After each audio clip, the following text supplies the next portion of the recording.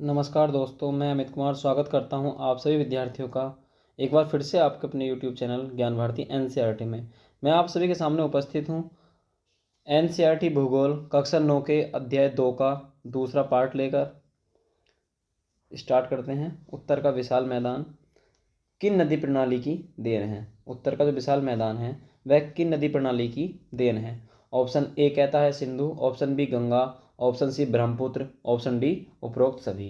ठीक है, सही आंसर क्या होगा इसका? उपरोक्त सभी। ठीक है, अब इसने कहा उत्तर का विशाल मैदान। देखो, उत्तर का जो विशाल मैदान है इसमें सिंधु नदी भी और गंगा नदी और ब्रह्मपुत्र नदी तीनों मिलकर के, देखो उत्तर पश्चिम में सिंधु और मध्य भारत में गंगा और पूर्वोत्तर में ब्रह्मपुत्र नदी उत्तर के विशाल मैदान का निर्माण करती है। ठीक, अगला प्रश्न दिया हमारा कि विश्व का सबसे बड़ा द्वीप किस नदी पर है जहां पर मानव निवास करते हैं? ठीक है, विश्व का जो सबसे बड़ा द्वीप है वह किस नदी पर है जहां पर मानव निवास करते हैं? ऑप्शन ए कहता है अमेजन नदी, ऑप्शन बी कहता है नील नदी, ऑप्शन सी ब्रह्मपुत्र नदी, ऑप्शन डी गंगा नदी। ठीक है, ऑप्शन डी गंगा नदी। तो सही आंसर इसका भी क्या होगा? हमारा ब्रह्मपुत्र नदी। क्या होगा इसका? ब्रह्मपुत्र नदी। ठीक है, इस पर कौन सा? माजुली द्वीप है। कौन सा? माजुली द्वीप। माजुली द्वीप। ठीक है, माजुली द्वीप है। ठीक, अगला प्रश्न दिया है इसके अंदर कि सिंधु की सहायक नदी नहीं है।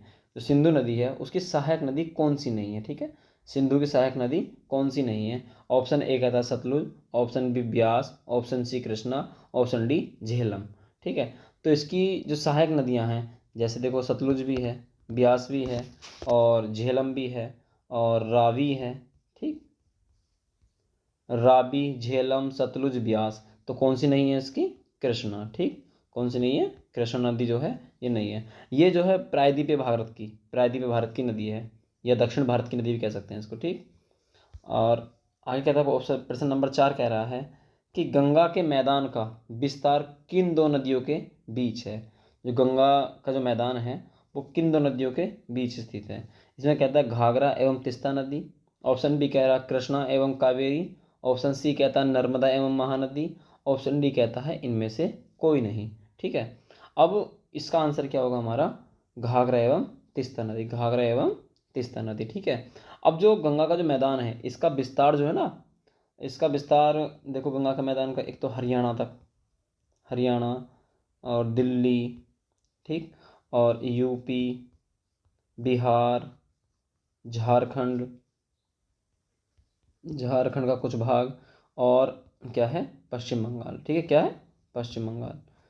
यहाँ तक जो है गंगा के मैदान का विस्तार है। ठीक, अगला क्वेश्चन कहता है 5वां कि दुधवा राष्ट्रीय उद्यान किस क्षेत्र में स्थित है? जो दुधवा राष्ट्रीय उद्यान है वह किस क्षेत्र में स्थित है?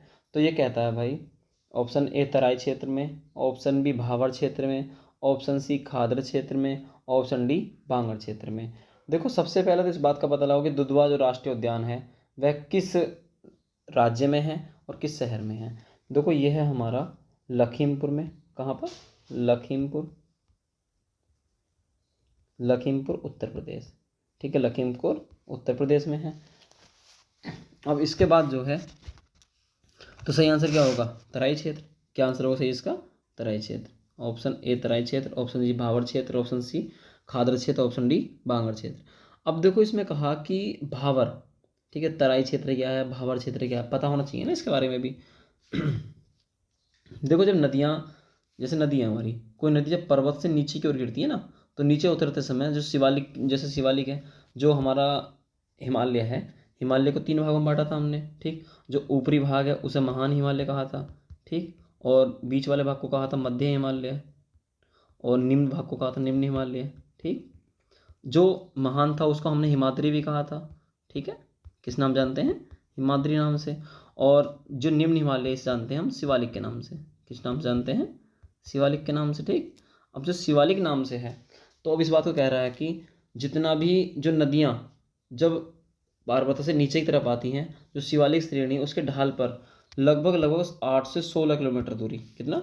लगभग 8 से लेकर 16 किलोमीटर तक की एक लंबी पट्टी बनाते हैं, ठीक है, एक चौड़ी पट्टी। गुटी का मतलब, गुटी का कह सकते हैं कंकड़ पत्थर जो होते हैं, कंकड़ पत्थर जब इकट्ठे हो जाते हैं, ठीक है, जब कंकड़ पत्थर इकट्ठे हो जाते हैं और इसमें आकर के नदियाँ क्या हो जाती हैं, गायब हो जाती हैं, मतलब इसके नीचे से बहती हैं नदियाँ, ठीक है। नदियाँ कहाँ से बहती हैं, कंकड़ पत्थरों के नीचे से बहती हैं।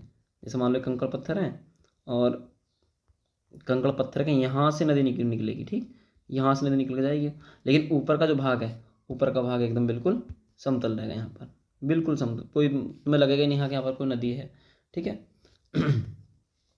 अब कहता भावर क्षेत्र किसे कहते हैं।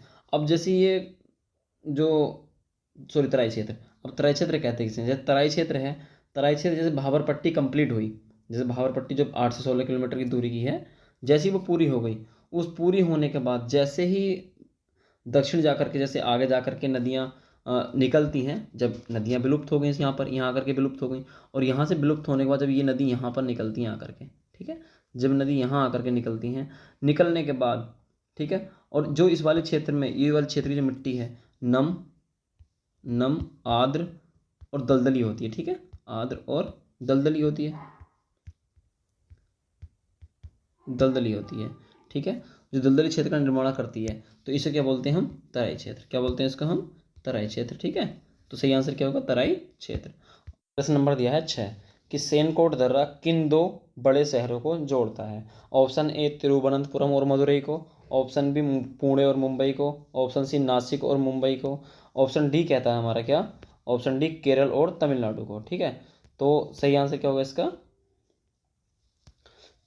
तिरुवनंतपुरम और मदुरई को, ठीक है, तिरुवनंतपुरम और मदुरई को, ठीक है। लेकिन है किस पर, ये पूर्वी घाट पर, कहाँ पर, पूर्वी घाट, ये कहाँ पर है, पूर्वी घाट में। कौन सा दर्रा, सेनकोट दर्रा, कौन सा, सेनकोट दर्रा। अब पुणे और मुंबई को जोड़ता है, वो है भोरघाट दर्रा, कौन सा, ये है हमारा भोरघाट दर्रा, भोरघाट, ठीक। अब इसके बाद नासिक तथा मुंबई को जोड़ने वाला, ये हमारा थाल घाट, कौन सा है, थाल घाट दर्रा, थाल घाट, ठीक। जो थाल घाट दर्रा है, इतना होने के बाद अब एक बात देखो, ये जो सेनकोट दर्रा ये पूर्वी घाट का हुआ, और भोरघाट दर्रा जो है ये पश्चिमी घाट का है, ठीक है, पश्चिम घाट का। और इसके बाद जो नासिक तथा मुंबई वाला जो है ये थाल घाट दर्रा ये किसका है, ये भी पश्चिमी घाट का, ठीक। अब इसके बाद जो बचा हमारा पालघाट दर्रा, कौन सा, तमिलनाडु तक केरल को जोड़ने वाला, ये हमारा पालघाट दर्रा, कौन सा, पालघाट दर्रा, ठीक है। ये किसका है, ये भी हमारा पूर्वी घाट का, कौन सा है, पूर्वी घाट, ठीक है। और अगला प्रश्न कहता है, प्रश्न नंबर 7 कि भारत की सबसे बड़ी खारे पानी की झील कौन सी है। ऑप्शन ए बूलर झील, ऑप्शन बी लोकटक झील, ऑप्शन सी डल झील, ऑप्शन डी चिल्का झील, ठीक है। देखो जो हमारी बूलर झील है, बूलर झील कहाँ पर, हमारी जम्मू कश्मीर में, कहाँ पर, जम्मू कश्मीर में, ठीक। और जो लोकटक झील है ये मणिपुर में है, कहाँ पर, मणिपुर में। और डल झील ये भी जम्मू कश्मीर में है, जम्मू कश्मीर में। और ये जो हमारी चिल्का झील है ये है हमारी ओडिशा में, कहाँ पर, ओडिशा में, कहाँ पर है, ओडिशा में, ठीक है। अब जो ओडिशा में है तो इसका सही आंसर हमारा जो भारत की सबसे खारे पानी की झील कौन सी है, चिल्का झील, ठीक है। सही आंसर क्या होगा हमारा, चिल्का झील। अब एक बात देखो, ये जो लोकटक झील है, कौन सी, लोकटक झील, इस लोकटक झील पर दुनिया का एकमात्र, कौन का, दुनिया का एकमात्र तैरता हुआ राष्ट्रीय उद्यान कौन सा, केबुल लामजाओ है, एक तैरता उद्यान,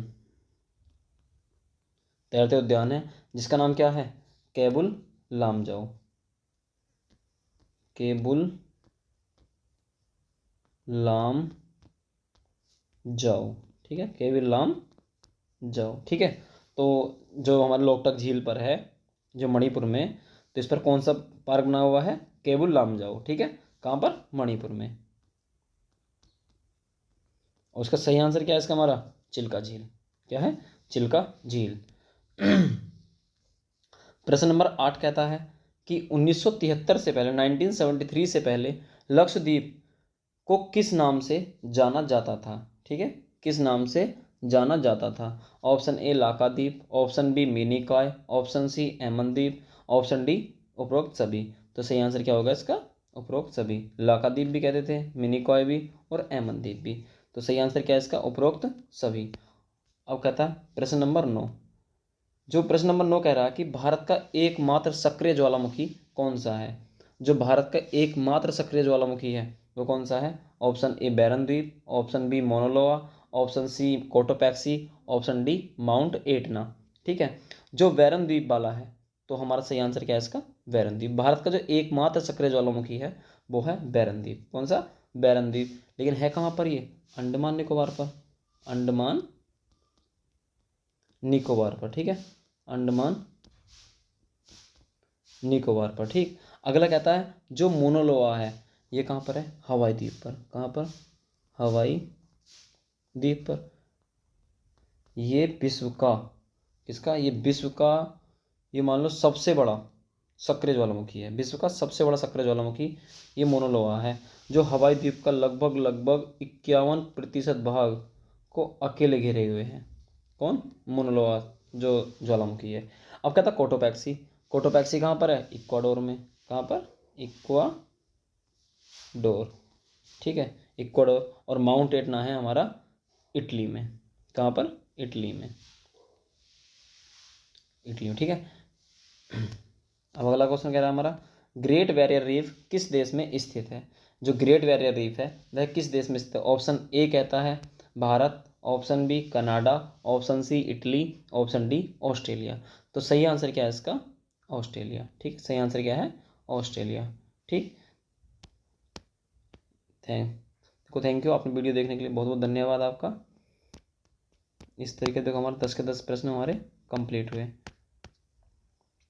देखो वीडियो में अगर कोई कमी रह गई हो तो मुझे बताना ज़रूर। देखो वीडियो पे कमेंट किया करो आप कि हाँ कि सर आपने ये गलती कर दी है। देखो मैं तो क्या क्लास में भी ऐसे ही समझाता हूँ, पता नहीं मेरा तरीका क्या आपको पसंद आता है या नहीं आता है। तो मिलते हैं अगली वीडियो में। धन्यवाद।